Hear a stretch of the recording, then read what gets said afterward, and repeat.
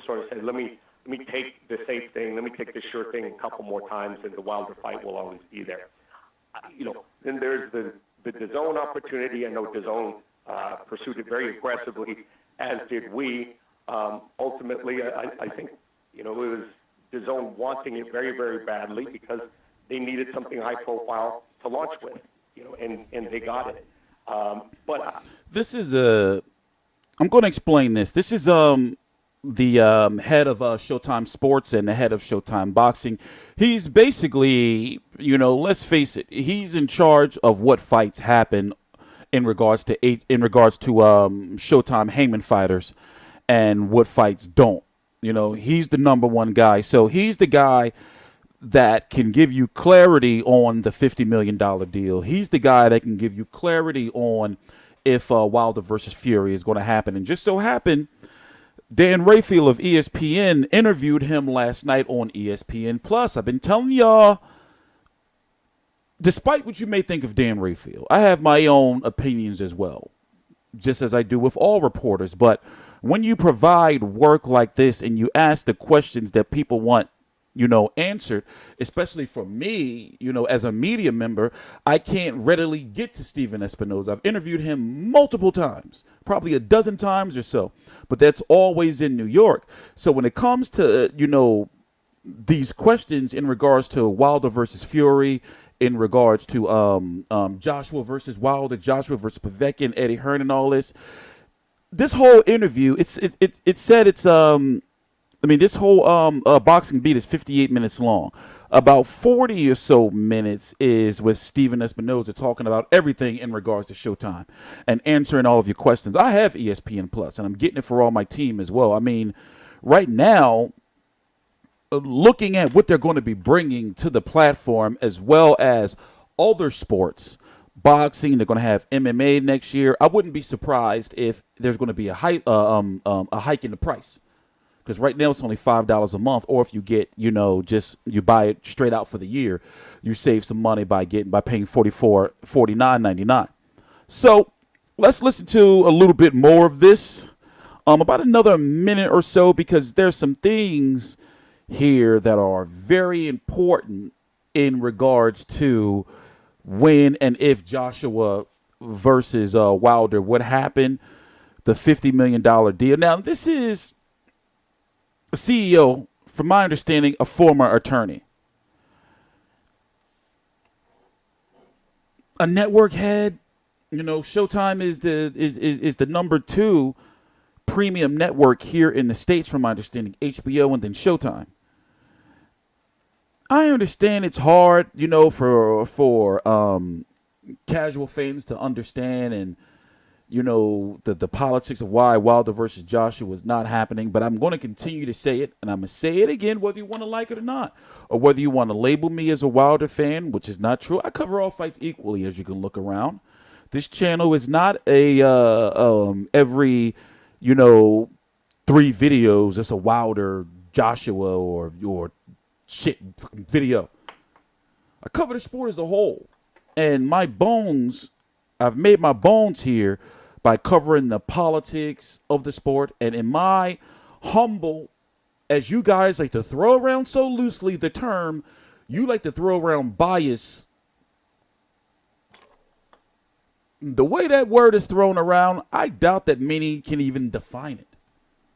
So, in my opinion, in which I'm entitled to here in the United States, RIP Alex Jones channel, I don't feel that Joshua and Eddie Hearn, no, I feel Joshua wanted the fight. I don't feel that Eddie Hearn, the promoter, wanted that fight right now. Listen in.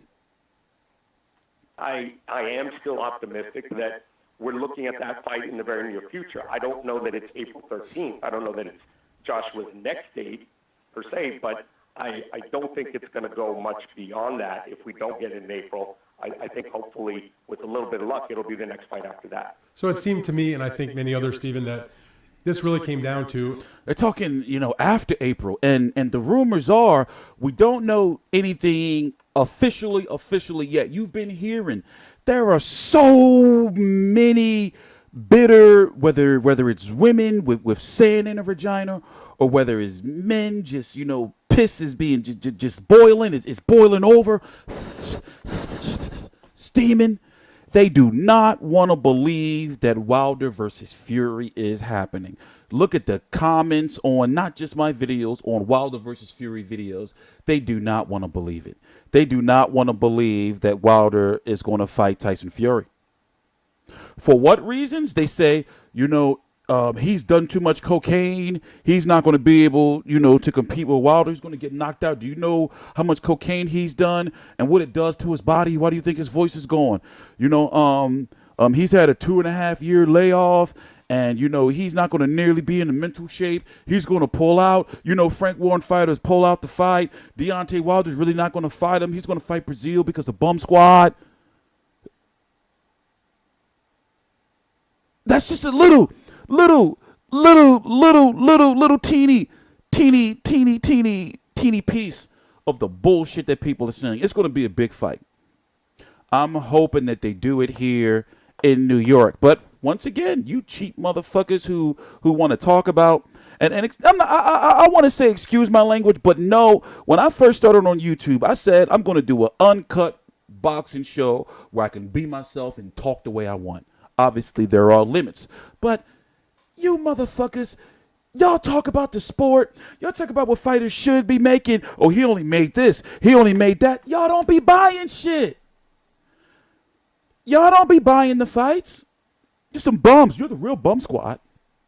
People that say, I'm not paying for ESPN Plus. I'm not paying for the Zone. But yet you want to be streaming fights for free, talking about the politics and the people, your leaders. The people you look up to on YouTube, your leaders, the people you say he's number one, they not buying the fights either. They're sucking your dick. They're getting their dick sucked by you. And they're not buying the fights, and they're regurgitating information to you. They're saying shit like, I'm getting paid anyway. Where's the accountability? Where's the journalistic ethics? ESPN Plus is only $5 for the Tevin Former fight alone. You know how hard it is to watch fights from Australia, for example. I got to do a video on Jeff Hearn versus Anthony Mundine. You know what I had to go through to watch Anthony Mundine fights, one of my favorite fighters? I know people are going to be like, I know. In the East Coast and in Pennsylvania, you know how hard it is to watch those fights? They're having to fucking find a stream and shit. Or you may think you got one, but then you go to click it and they say, haha, give us your credit card number, motherfucker. So with ESPN Plus, with the Zone, with Showtime, what they're doing, putting fights on their Facebook and on their YouTube page, I'm living a dream. These are things, for people who have been following me, these are things that I've been asking for years. It's a godsend. $10 a month? Pfft, yeah, all right. Got it. $5 a month? What? That's it? Got it. Anyway, let's finish listening. Said that we think that Joshua probably wants the fight, but at the end of the day, Eddie Hearn is launching this new business endeavor with his streaming partner, Dazn, and to launch with that level of fight probably didn't make sense. So they still have a pretty big fight, in a vacuum between Joshua and Povetkin. Do you think it was just a matter of, look, we want that fight, just not next because we're trying to launch this project? Is that not logical? Because if they would have launched with Wilder versus Joshua on the Zone, for one, when you usually launch a streaming service, you usually give a free trial, right? It would have been a free trial with the Zone, but then obviously Showtime has to broadcast it as well because of Wilder. Or wait, another thing that casuals are going to say, or people who are not not finally in tune with boxing politics, they'll say Wilder's not signed to Showtime. Wilder's not signed to Showtime. He don't got no contract. Why won't he fight Dylan White? I think that's part of it. And again, the Povetkin fight is an interesting fight. They're going to do a big crowd. So it's not as if he didn't have an option and an opportunity to make some good money and have a good audience. But when you look at what he walked away from, yes, he would have. This is the important part. All right, this is about the last 25 seconds or 30 seconds we're going to listen to. This is the important. Wait, how long is this? We only listened to. I've been running my mouth a lot. We only listened to like 50 seconds and some shit. And it was okay, yeah. This is the important part coming up about that $50 million elusive, seductive, alluring contract that supposedly never existed. This man is on a Disney platform, ESPN Plus. He's from CBS, Showtime, CBS, Viacom. But he's coming on this platform and he's telling you lies. He's going to lie to you. He's going to tell you that the $50 million contract was real. And you're going to be like, no, it wasn't real. We didn't see it. How come when Eddie Hearn went over to New York to see the details? No. But you know what you're going to say as a rebuttal? You know what you're going to say to me? You're going to be like, of course, because you're from America, you yank.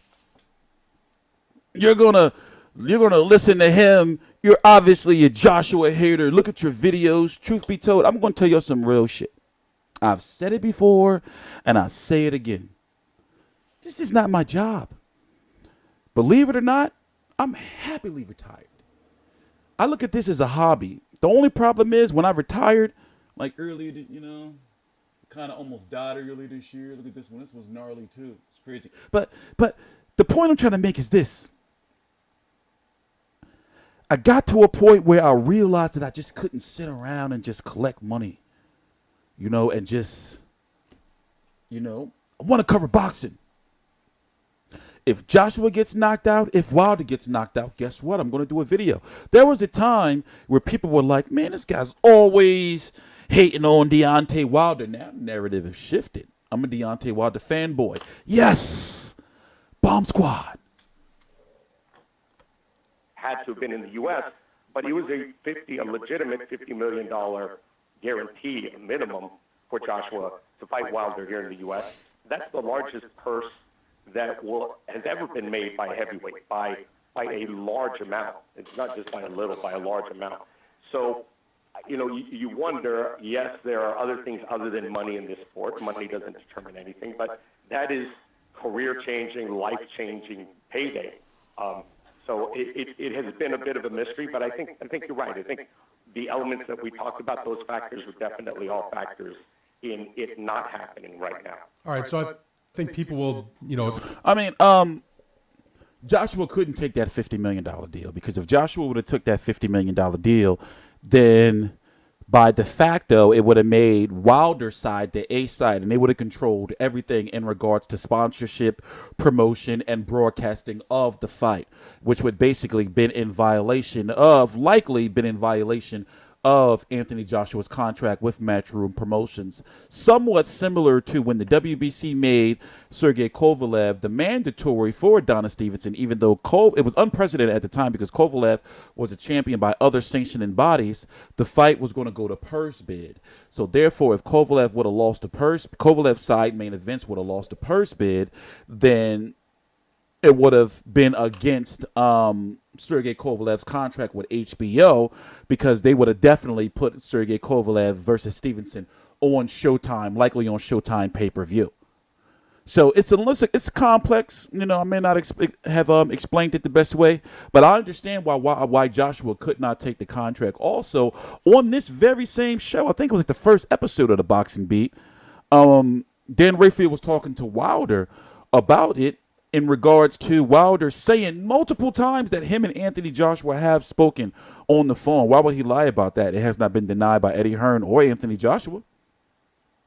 And Anthony Joshua expressing that the reason why he couldn't take it. Now, do I feel the fight is going to happen? Yes, of course. If they both keep winning, remember, Wilder's got to beat Tyson Fury. The fight's going to be announced soon. I think that's the last part we have to, I done lost the timestamp. I think that's the last part we have to listen to. We can listen to, like, legally. I forgot the timestamp. Hold on. Go around I think there's all kinds of logistical. Other name opponent while he waits. Hold on. Talk. Signed yet between. Oh, here we are. Where the blame lies. I've been very clear on this show. The final part of this video we're going to talk about is Wilder versus Fury, and Steven Espinoza talking about basically, and then all the rest of the stuff is about Mikey Garcia that we already talked about yesterday before this was aired. But he's going to talk about the Wilder versus Fury fight and the fact that it's almost done. And like we said, people in denial. They don't want to believe that it's almost done, but it literally is. The thing is, they can't really move forward until Fury beats Pianeta on the 18th, next weekend, in about, 10 days or so. Wilder's supposed to be there at the fight up in Belfast. And also, Fight View 360, we have our credentials. We're going to be there. Where I've thought that Deontay Wilder and his team were the ones that wanted to honestly make the fight for September, October, November, but it was the Joshua team that decided to go elsewhere. But what that means is Joshua will go and he'll fight the fight against Povetkin. And now we've had, over the last few weeks, emerged the prospect of a fight between Deontay Wilder and Tyson Fury, who's on the comeback trail, who is still undefeated. He still has the one win in his comeback. Many people still consider him to be the linear champion of the world based on his victory against Vladimir Klitschko from a few years ago. And what they're saying, Steve, is that if that fight happens in December, that would in fact be a Showtime pay-per-view fight. Can you shed any light on where you are with the prospect of that matchup, and would it in fact be on Showtime pay-per-view, which you have not done many Showtime pay-per-views in recent years other than your association with the Floyd Mayweather fights? Yes, it is very, very close. There isn't anything signed yet between Tyson and Deontay or their respective promoters.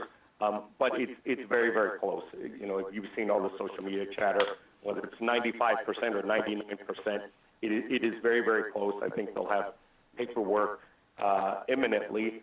And the plan is for a Showtime pay-per-view. Pair it with a really interesting fight. We don't know what it is yet, but something that, will definitely communicate the fans are getting their money's worth. And, of course, you got two big personalities like Tyson and Deontay. It'll be a fun promotion. If there's one thing those guys each do, talk. All right, we're going to leave it right there. You got to go watch the rest on your own. I thought about, what I thought about doing? Like waiting for him to start talking about Wilder Fury and then clicking it off on you sons of bitches. And say, go buy ESPN Plus, you scumbags. But no, we're giving you a little treat. I'm going to be covering. I like these. I'm really, really, really liking these. This is a big deal for Dean Rayfield, too. I'm hoping that he keeps this up, especially with the quality of guests that he's, getting. But I understand what people are going to say. They're going to be like, man, TstreeT, you got ESPN's penis in your mouth. I get how y'all roll, man. I've been doing this shit. Y'all can get in the comments and talk shit to me. Guess what? I talk shit back. You know what I'm saying? I'm easily accessible. At me. Anyway, I'm TstreeT Controversy. This is TstreeT Controversy Live. I cover every single major fight live. He was also talking about adding Keith Thurman to the undercard of... It's like this. There's going to be Wilder versus Fury on pay-per-view and Spence versus Garcia on pay-per-view. He talked about it in the interview. They don't know the exact date yet, but they want to keep it about a month or so apart. The Spence fight versus Garcia, Garcia could actually happen toward the end of October, early November, and then Wilder, later on than that. But they're still working out the details. In regards to the undercard, Keith Thurman wouldn't be, I don't think they would do Keith Thurman on the undercard of Spence versus Garcia, but put Keith Thurman on the undercard of Wilder versus Fury. So it's going to be interesting to see how these undercards play out. I wouldn't be surprised to see Spence versus Mikey Garcia and Broner versus Lipinets in that card, Wilder versus Fury, and maybe Keith Thurman versus Andre Berto or Keith Thurman versus Jose Zito Lopez. I'm TstreeT Controversy. This is TstreeT Controversy Live. Please subscribe.